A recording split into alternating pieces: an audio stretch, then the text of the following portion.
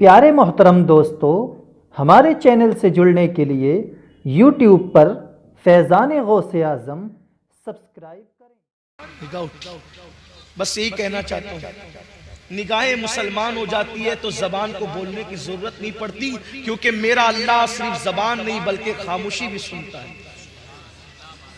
अलीमुम बिज़ाति सुदूर है मेरा अल्लाह, लेकिन कोई आए भी तो उसकी तरफ, पलटे भी तो उसकी तरफ, रुजू भी तो करे उसकी तरफ। निगाहें उठी, जब निगाहें उठी हलाकू समझ न सका क्या कहना चाहता है।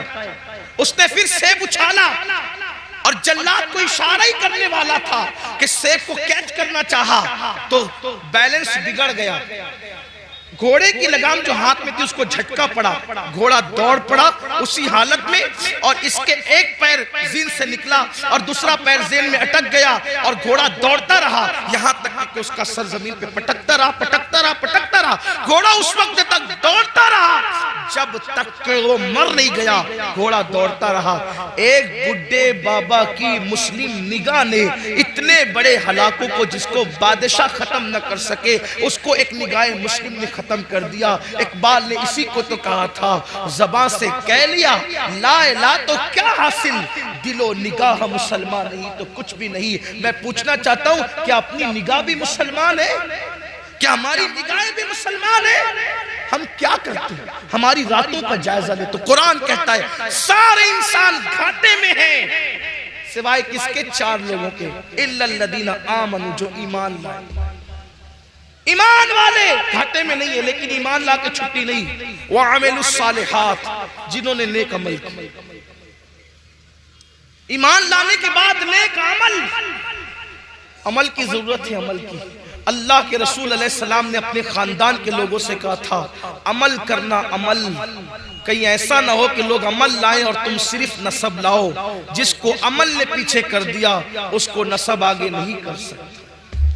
फिर उसके बाद खानदान नबूवत का वस्फ लोगों ने देखा कि हर दौर में खानदान रिसालत के लोग जितने बाअमल थे उतना बाअमल कोई हुआ ही नहीं। मदीने मुनव्वरा में कोई ऐसी औरत मिलती है आपको जो नफिल नमाज में एक रकअत में पहला सजदा करती है और पूरी रात उसी में गुजार देती है? अगर कोई औरत मिलेगी तो आपको नबी के घर में मिलेगी, सैयदा फातिमा ज़हरा की ज़ात। एक ही रात में एक सजदे में पूरी रात गुजर जाती है, और जब सुबह होती है तो हसरत से कहती है अल्लाह तूने रात इतनी छोटी बनाई कि तेरे नबी की बेटी दिल खोल के सजदा भी ना कर सकी। नबी के खानदान ने कितनी इबादत की।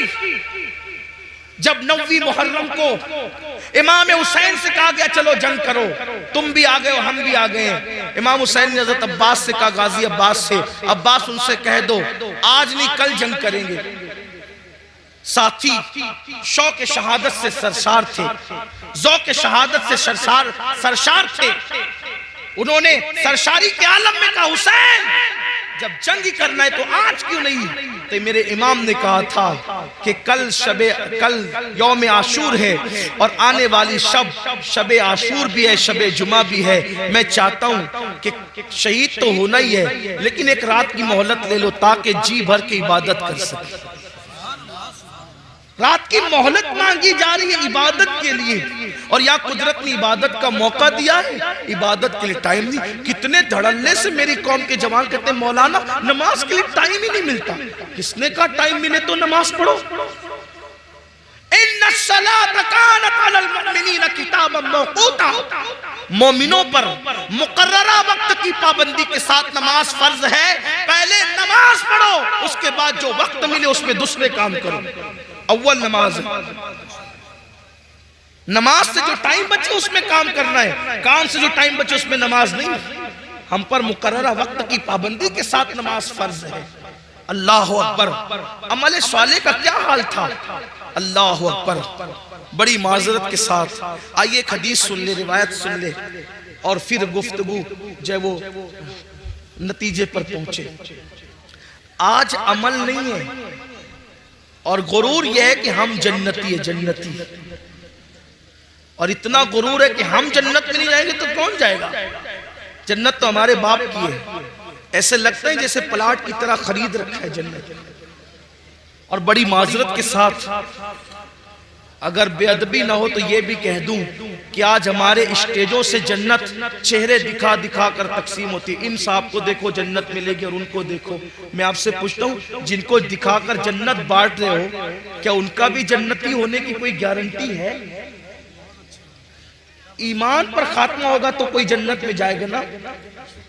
جب لوط علیہ السلام کی بیوی جہنم میں جا سکتی ہے, نوح علیہ السلام کی بیوی جہنم میں جا سکتی ہے, نوح علیہ السلام کا بیٹا جہنم میں جا سکتا ہے, ہم کون ہیں؟ اور یہ جو بنی اسرائیل کو اللہ نے سور بنا دیا, بندر بنا دیا, یہ جو قرآن میں داستان ہے نا, یہ بنی اسرائیل کون ہے؟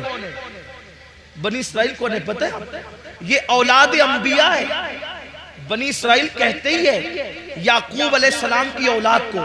اسرائیل ان کا لقب ہے جن کو قرآن آل نبی ہونے کے حوالے سے سند دے رہا ہے.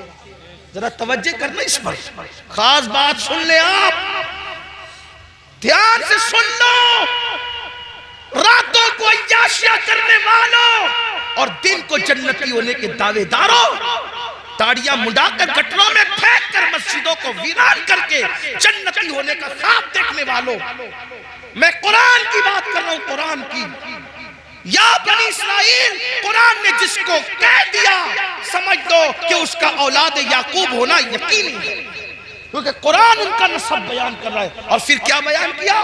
ہم نے ان کو بندر بنا دیا, ان کو سور بنا دیا, ان پہ پتھر برسا دیے, ان کو ہواؤں سے ہلاک کر دیا, ان کو زلزلوں میں دسا دیا. یہ سب بنی اولاد یعقوب کے ساتھ کیا گیا. اور اولاد یعقوب کا مطلب یعقوب علیہ السلام کے ابا اسحاق علیہ السلام, اسحاق علیہ السلام کے ابا ابراہیم علیہ السلام. اتنا قریبی نسب نامہ ہے ابراہیم علیہ السلام سے, لیکن بنے کیا؟ بعض سور, بندر زمین میں دھسا دیے گئے, پتھر برسا دیے گئے.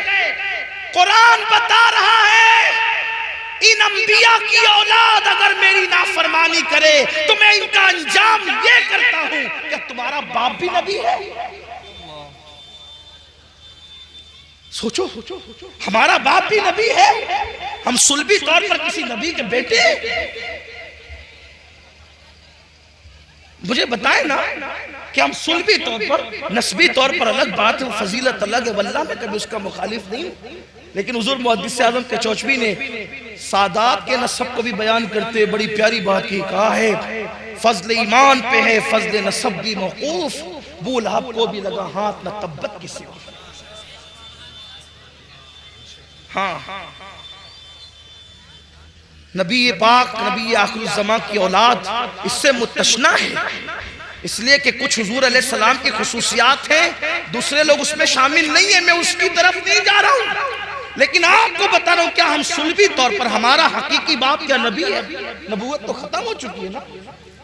تو جب اولاد نبی یعقوب علیہ السلام کی اولاد نسبی طور پر اولاد پیغمبر, ان کے چہرے مسک ہو گئے بدعملی کی وجہ, ہمارا کیا حال ہوگا؟ ہم جنتی, ہم جنتی. آؤ دیکھو سیدنا صدیق اکبر کے پوتے ام المومنین حضرت عائشہ صدیقہ کے بھتیجے فرماتے ہیں کہ روز کا میرا معمول تھا کہ میں اپنی پھوپھی ام المومنین حضرت عائشہ سے ملنے کے لیے فجر بعد جاتا تھا.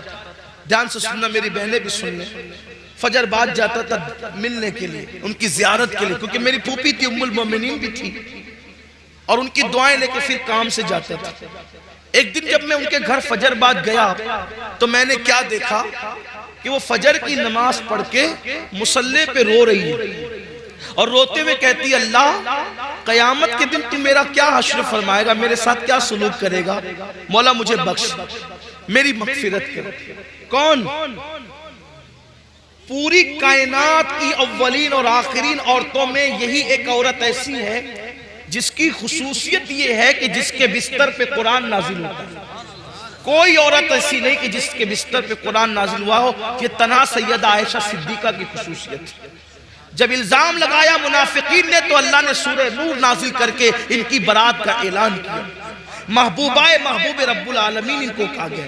کواری حضور کے نکاح میں آنے کا شرف ہے. 3 دن تک لگاتار جبریل امین ان کی صورت لاتے تھے اور کہتے تھے کہ اللہ کا حکم ہے آپ ان کے ساتھ نکاح فرمائیں. یہ سیدہ صدیقہ عائشہ صدیقہ رضی اللہ تعالیٰ عنہ. لیکن ان کے بھتیجے کہتے ہیں کہ فجر کے بعد جب میں گیا تو وہ رو رہی تھی اور کہتی تھی اے اللہ میری مغفرت کر دے, میری مغفرت کر دے, میری مغفرت کر دے. اور مجھے حیرت ہوئی, میں پیچھے کھڑا رہا, انتظار کرتا رہا. بہت دیر ہو گئی تو میں کھڑے